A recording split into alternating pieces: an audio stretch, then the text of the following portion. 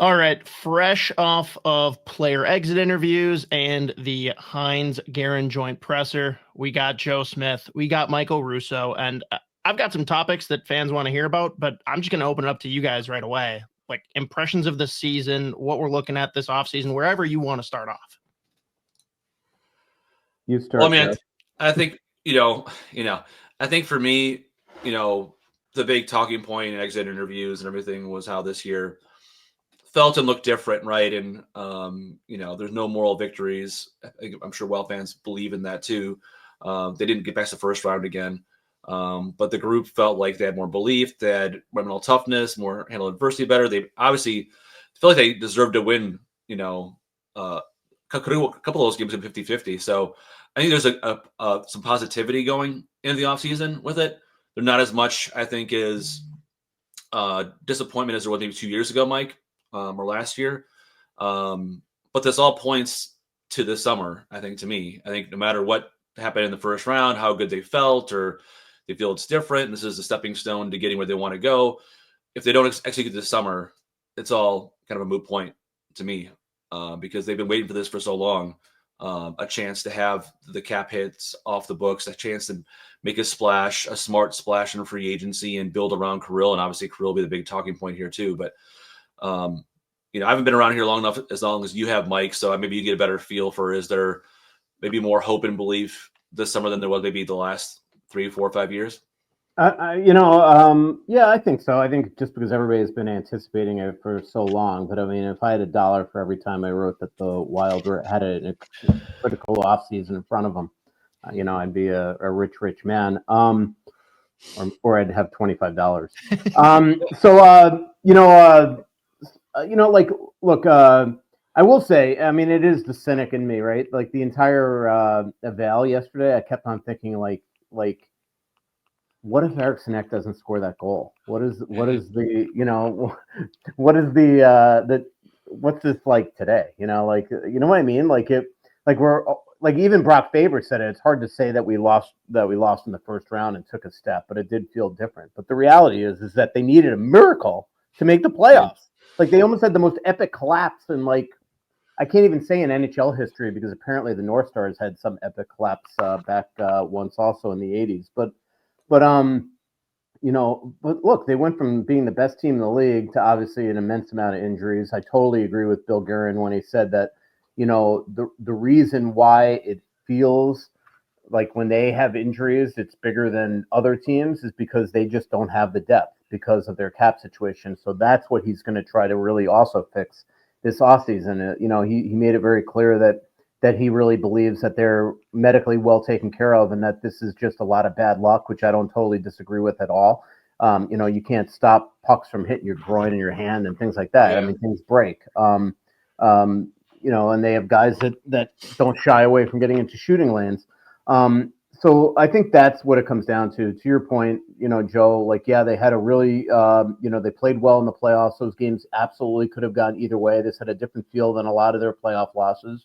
But it all comes down to this offseason, and that's what happens. I mean, look, Bill again is not wrong when he says it's a process that you can't just expect to be a cup contender next year.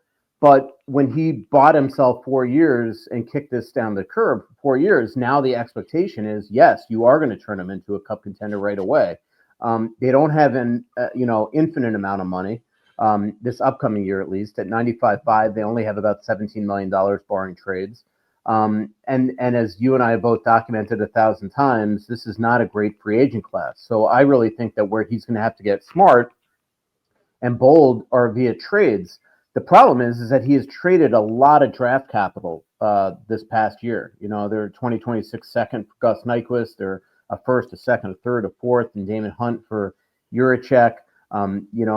Just a lot of picks, even though they got a pick back in the Lauko trade, throwing a pick in the first Lauko trade, and then throwing a pick in again to get them to take Lauko in the second Lauko trade, even knowing that Boston sent them a broken player, somebody that had chronic injury.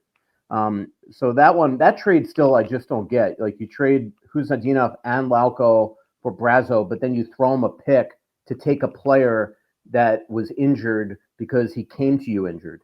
That makes no sense. So like there was just, I don't know, there's just no, I don't see other big ways to make huge trades this offseason unless he's going to give up significant pieces of the future. And that could be a Lee Mogren, that could be a Marco Rossi, that could be future picks. But they don't, they have traded a lot of draft capital the last couple of years. And that also leads into the fact they can't offer sheet anybody, right? Yeah, Or, I was just going to say that. They can offer sheet. I mean, there are ways, right? I mean, they could, there are ways you could get that second pack. There's a plateau of like 4 point something to 6.8 something. That's a first and a third that doesn't include that second. So there are ways to do it. But yeah, I mean, he would have to, do what St. Louis for a significant piece. He'd probably have to do what St. Louis did last year and where they went to Pittsburgh, got their pick back, and were able to make that trade with Edmonton. Similarly, they would have to go to Nashville and try to get that pick back.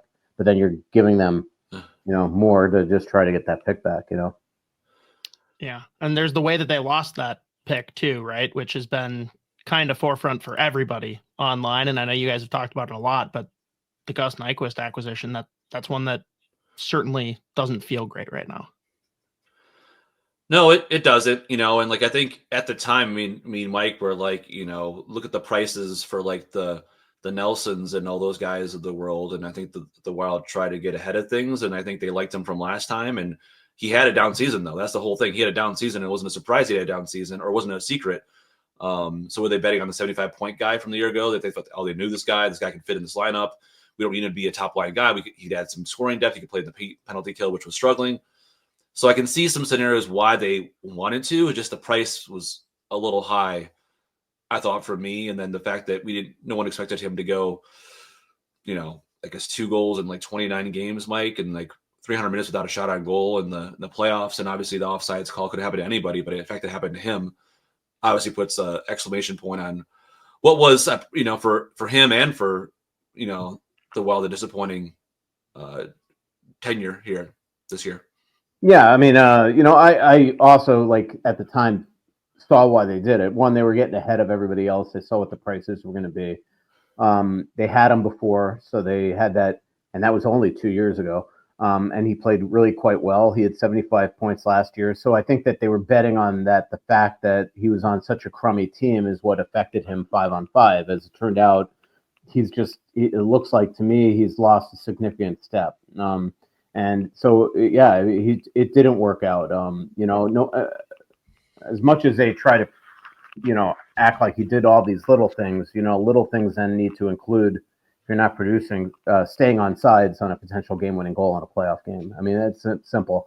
It was funny interviewing him the other day, Joe, because, he made a really good point, but it was just funny the way that he sort of explained it. Is that he's like, look, if the linesman gets the call right, we're not even here talking about this. But that's but awesome. that doesn't stop. It is true. It is 100% true. But at the same token, he was kind of ripping the linesman from the game before for not letting the Brazo play out on the breakaway, and it was a bad call. So he was kind of saying, I like when they let it play out, because then if you have a goal, you have a chance to review it. But then he was saying, but if they got the call right, then I'm not the one looking like the GOAT today. So it was just kind of funny.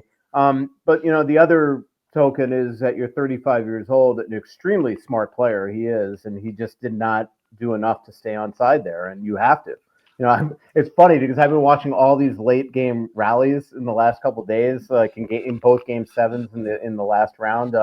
With Winnipeg and St. Louis, and then obviously Dallas and Colorado. And there have been so many plays late in games where you could just see guys are so careful to stay outside, and turned out to be huge goals. And on rallies, obviously St. Louis getting scored on 1.6 seconds left, and Dallas having an unbelievable comeback, in Game 7 as well. So and 6. So yeah, it was 6, right? I can't even remember. Yeah. But yeah, I mean, it's not a great trade, and the Brazo, it wasn't a good deadline for the Wild. Sure. And the one thing that everyone grabbed onto from the player availability was Gustav Nyquist saying he'd love to come back. Is there any shot that happens? I don't see it. I mean, I know Guerin was asked if they're interested in any UFAs coming back, and he said, I think something I think so, or probably, or like you probably don't want to say no right away, without going into it or seeing. Like there's guys like, Johansson. We don't know what is going to happen with him. John Merrill's there. I doubt they'll probably sign him because of all their defense they need to kind of get in playing time with Juracek and all that stuff. Yeah, I don't think. Yeah, to me, when he said that, didn't he actually identify like there's one? Didn't he say that, or am I making that I think up? he might have said there's one, or there's possibly one. Like but to me, that would have to be Johansson. That would be the only one that would make any sense whatsoever, just because he's handy up and down the lineup. He had a pretty decent year. He was good down the stretch, and he's the type of guy that there's a lot of scuttlebutt out there. We didn't get to talk to him before he took off for the World Championship, but there is a lot of scuttlebutt out there that he has decided that he either wants to play here or return and play for Farstad. So, which is his hometown, not home. It's where he lives now. He's not from Karlstad, but that's his team. So that's the big kind of rumor there. And I'm sure a lot of that actually will come out with the World Championship being in Sweden. I'm sure that he'll be quoted here at some point in the next couple of weeks and what his intentions are. Maybe the Wild have interest in bringing him back. As long as it's in a, hopefully they're not just feeling the need to just constantly keep them on the top six again. But I don't think Gus is coming back. When Bill Guerin essentially in his opening statement of the press conference brings up the offside, clearly he's blaming him for the offside. So I'd be shocked if he brought it up. That's fair. Well, go ahead, Joe. With the summer is the big talking point, of course, and I have a 2-part question for you, Mike.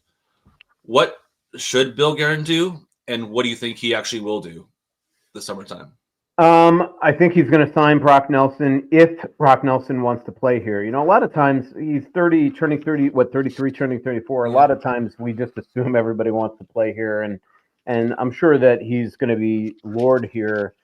But if you're in the twilight of your career, sometimes you don't want that pressure. You don't want to be in a position where you're going to be just, in your hometown of Minnesota and maybe not performing up to what everybody's expectations would be. And now you're criticized in front of your friends, your family, all that type of stuff, or just feeling like you're not playing well. So we'll see. What should he do? I mean, I don't know. I mean, they don't have, again, a ton of cap space, right? $17 million.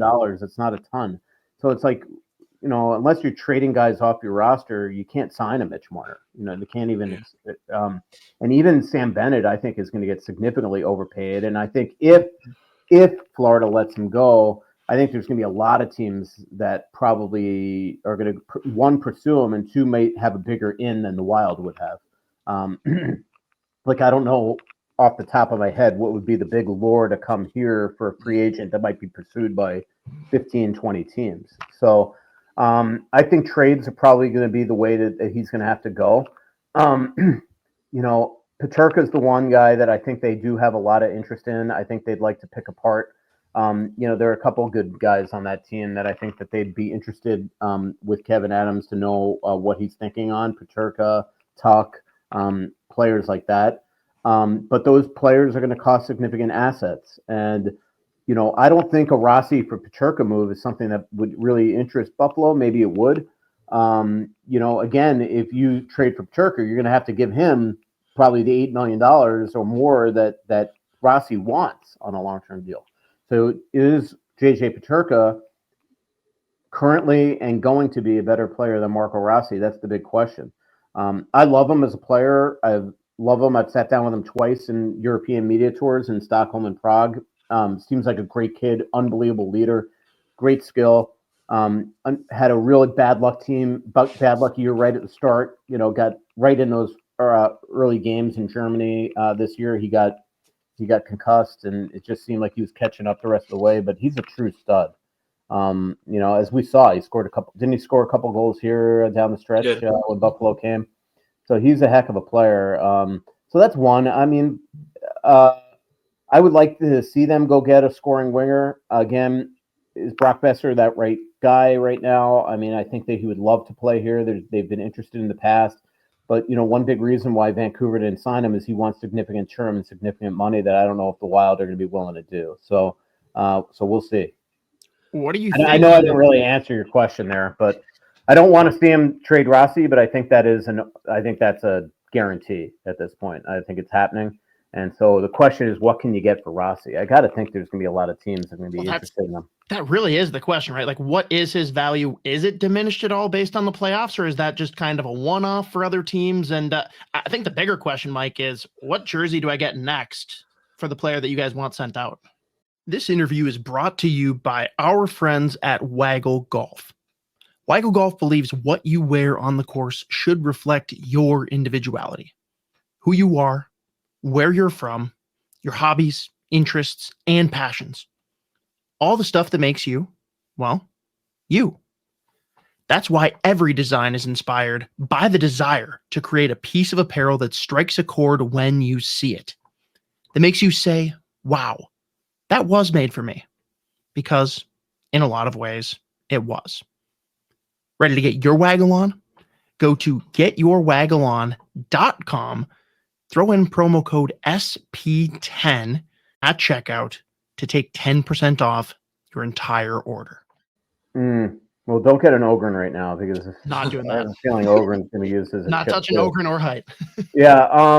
Get a favorite one to be set, I think, for one. Yeah. Faber's probably safe. Boyum's definitely safe. I don't know. What do you think on what the value is? Well, I can tell you, like, again, you know that threshold I was telling you about, and we'll get the updated Group 2 free agent offer sheet thresholds here around mid-June. But last year's it was like 6.891, I think, was the max for to go before you went to the next threshold, and that's a first and a third.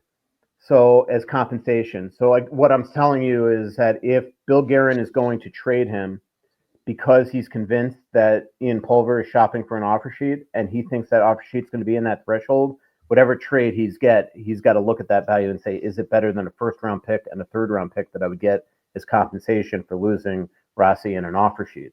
Hopefully I'm making sense to that. So you want to make sure that it's at least that. I would hope they'd get a really good player back for somebody like him. You know, there's going to be teams that need second line centers. I don't know if you want to trade him in division, but Colorado's got to do something now. I mean, you know, clearly, you know, what they've tried to do down the stretch didn't work. You know, and traded away Middlestat. They haven't replaced Kadri, all that type of stuff. There's a lot of teams that I would think that would be interested in Rossi. Vancouver, you know, Rangers. You know, there's a good amount of teams. Can you? I guess my question: Rossi scoring the game-winning goal in a playoff series against the Wild. Yeah, I wouldn't probably after what happened with Rantanen trade him in division. Tough. I just you know, it's just I don't know even yesterday when we were asking about Marco Rossi, you know, John Hynes talked him up, but Bill Guerin certainly didn't, and you know, it was more like here Ryan Hartman deserved this. Where were we going to put Marco Rossi? Well, I have an idea. Instead of Freddie Gaudreau, you know, like you know, like there's definitely ways that he could have been elevated in the lineup. There's just doesn't seem to be a lot of love for him, and you know they seem to discount the fact that that he had 24 goals, 60 points, that he scores all his goals from inside, you know, 5-10 feet, that he played every game, that they do not make the playoffs if not for Marco Rossi. Like his wins above replacement this year. I mean, just look at the number of times he scored 6-on-5 goals and, you know, overtime winners, and they do not make and we know that if they had one less point, they don't make the playoffs, right? So, you know, like I think that they're just, you know, discounting the fact that how important he was to this team, that when you know, like when the beginning of the time of Kaprizov being out, you know, Marco was really the one that was sort of carrying him at that time.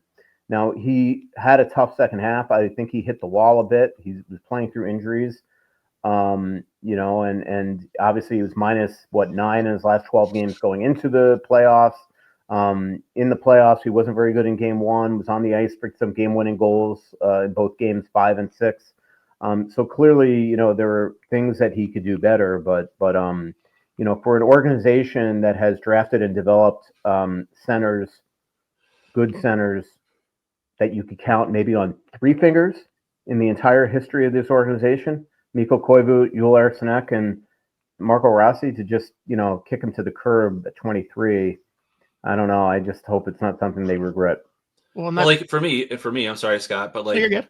Like, where do you think this kind of went sideways or wrong. So I feel like for the first number of years, they actually both sides did the right thing. Like they had him go back to Iowa after he struggled in his first time there, which really benefited him. They were patient with him in development wise. They brought him up.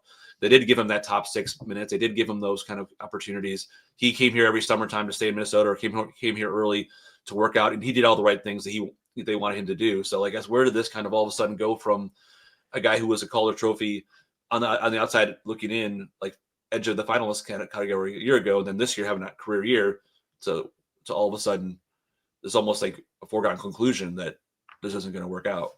I don't know. I just think he's always been, the way that I get the sense talking to people inside the organization, they just always want him to be something that that he's just incapable of being, because you can't just add a bunch of weight and size to him. Bill Guerin always says he doesn't like soft skill, and whenever he talks about people that don't have soft skill, Rossi's name's not ever one of them. So I think that's where he's going with that. I just think that he just thinks that in a playoff series with, some of his limitations and his, it's not even size with him. It's probably pace. He sometimes does not have that ability one-on-one to break guys down. And I think that he just doesn't feel that, you add him to this team that he's somebody that you could win with in the playoffs. I don't exactly agree. It's his first postseason.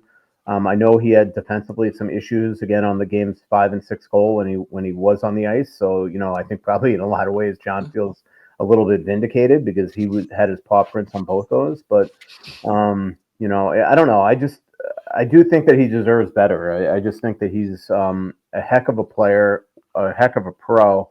And, but they got Europe coming. They have this edict that they got to go, clearly make some moves this offseason. And unfortunately, there's just only so many positions that go around. And I get it. They don't want to give him an 8-year deal at $8-9 million. I totally get that. And I think they probably feel at 5 times 5, they offered him a really quality contract. And I think they did. And that's Anton Lundell's deal. That's Dylan Strome's deal. He didn't accept it, and that probably angered the organization even further. Like, what more you want? The problem is that now you can't even. I thought a 3-year deal would be perfect for Rossi the way the cap's going. But now, what's the incentive for him to sign a 3-year deal if he thinks he's going to be buried in the lineup and not have a chance to hit that home run contract on his next contract, whether it's here or elsewhere? So, that's the point of a bridge deal, is that both sides now can sort of kick it down the curb for a while. But if Rossi thinks he's a 3rd or 4th line center here, he's not going to sign that. It makes no sense. No, of course not. And to kind of close out on the Rossi thing and transition out of it, a lot of talk, right, about how maybe the trust wasn't there, he wasn't playing well enough, and then a lot of defense being thrown at other players, like, hey, let's let him play through this. Like you've mentioned, obviously Gaudreau didn't have a great postseason, even though he had a great year. Did they justify or defend that at all in their presser? And kind of a question for you guys. I don't know if you know the answer. Can either of you confidently say who makes the lineup decisions between Guerin and Hynes? Well, I think Hynes does. I think Guerin's involved to some degree, but I think Hynes does. There's just no way that if Hynes wanted Rossi elevated in the lineup, it would have happened. But I do think that they are on the same page there. What, Joe? Did you want to? I butted in. Yeah, no. I mean, I think something Steve Eiserman told me years back is the moment the GM gets involved in lineup decisions is the moment you need a new coach. And so I think the key is you need to have that trust, and you want to see eye to eye on what kind of players you like, right? The players that you get in free agency and whatever. But I think that was obviously Hynes's call on that particular point. What was interesting yesterday was kind of the justification of having him in that 4th line role of one, Hartman deserved it and he earned a role up there, but they, about guys who were going, and they didn't what they left out was guys who weren't going, were the Gaudreau and Nyquist, who kind of stood firmly in their spots. So they try to do a good salesmanship kind of job of him with those 2 big guys, Brazeau and Trennan, would work. And they pointed out, which was correct, he had 2 goals, in that role. So, but I don't think there's any justification possible or any way you can explain it to people that makes sense that a guy who's your second leading scorer in the season, a top 6 center on your team most of the year, play the 3rd fewest minutes, 5-on-5 of any forward on your team, when you lost 3 games by 1 goal. That's it's hard for. Well, even just the fact that they're like validating, they're like feel vindicated about the Trenyan deal because he played so well in the playoffs. And why was he buried in the lineup? He's not on the PK anymore, and he played the second fewest minutes of any player on the team. So, I don't know. There's just a lot of sort of contradictory stuff that's being uttered at times.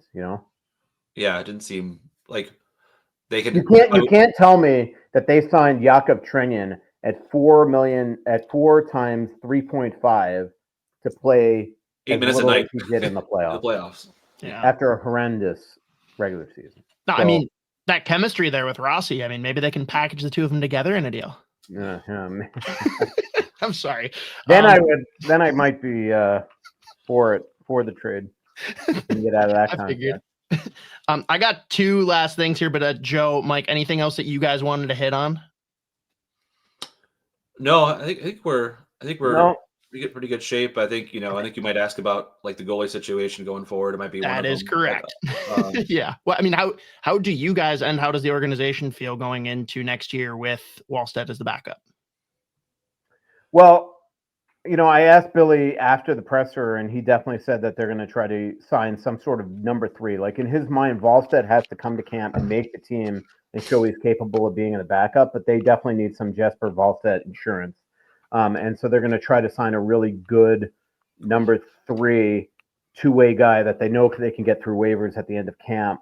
But somebody that they know that if something happens to Gustavsson or Wally, that they're going to be able to call him up.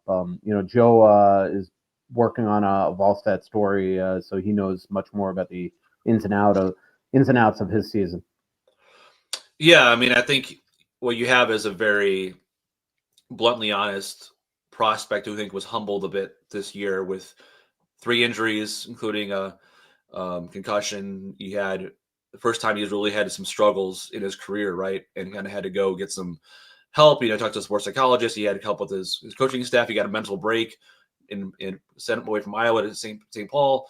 So a lot of these things, and he's very motivated to say, hey, this is all on me. He wasn't making excuses. It's all on me. I got to be better. I know what people think of me and what I can do. So I think he'll be a motivated guy getting some time in Minnesota this summer. So I think the key question for me, other than that, because that'll be a big storyline going into the offseason, is what do you do with Philip Gustafsson? Because I think he's proven enough, at least on a smaller sample size, that he can be a number 1. He's been the number 1. He's maybe showing, do you commit to extending him this summertime when he's a year out of free agency? He didn't know. And Guerin said, I think so. I mean, I wouldn't be surprised if they actually approached it.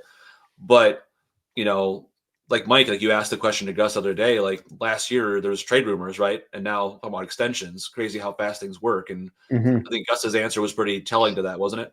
Yeah, definitely. I think it was. He basically said, sometimes they love you, sometimes they hate you, sometimes they love. I'm totally misquoting a really good quote that you'll be reading in The Athletic at some point here soon. But it's true. I mean, could you imagine if they had traded him that summer? And now we're talking about maybe extending him. It's just so funny how life works in this league. Sometimes this league could really humble you, and sometimes it could really make you feel like you're the best player in the world. And he had a really good year. He obviously was ridden hard down the stretch. He was playing hurt, as we learned yesterday, because they thought he was going to need surgery. I don't know. I mean, there was just, I don't know. I just think that for what he was dealing with last summer, knowing that they were trying to potentially move him, for him to come into camp in such incredible shape and then have it get off to such a great start, those first 8 games where they didn't even have deficits. It's pretty impressive that he rode this all the way to the end. He was hardly the reason why they lost in the playoffs, that's for sure. That's a fact. Final question brought to you, as always, by our good friends at Waggle Golf. First, make sure you head over to getyourwaggleon.com, throw in promo code SP10 to take 10% off your entire order. Let's just throw salary cap, all those things out the window. For both of you, who's the UFA you would love to see Guerin sign, be that for what they do on the ice, or if it's just selfishly who you think is going to give you the best post-game sound bites, whatever? Joe, lead off. Well, this is at a position of need, but I don't know if this is the guy that's the number one target. But I think as far as a quotable person got to be around, Matt Duchene would be great. Like I think he's a great quote or person to talk to, or good perspective on his careers like that. And so I don't know if he's like the number one target or would be a guy that this would make this team ultimate better. Like Mitch Marner is the gold standard of top UFAs, but I think if you want to say like who'd be one of the better quotable guys that are UFAs, I think he'd be pretty fun. Yeah, I don't know. I mean, to me, I would rather the best player. And by the way, I do like Duchene. He's played for John before. I know that he had some really nice things to say about John as a coach to Joe down the stretch of the season. But I mean, to me, Mitch Marner would be the guy that would make the most sense. They can't afford him though. I can't see unless they get rid of figure out a way to, have $800,000 guys, throughout their lineup. They just can't probably do it. So I don't know. Marner to me would be awesome with a guy like Kirill. That would be very fun. Yeah, the one for me that anyone that's followed the SOTA Pod for long enough knows. I'm not sure where the contract's going to land, and I'm not positive where the health is at, but Nikolai Ehlers is just a guy that I've always really enjoyed watching. Yeah, I don't know where that's going to end up with him, but yeah, there's so many different guys out there. Super fast. He'll be perfect on the going head to head against Dallas when it comes to diving. So there we have it. Yeah. Awesome. Right, well, appreciate you jumping on, Mike. Yeah, absolutely. Thanks again, and we'll do it again soon. Yep. Take care, guys.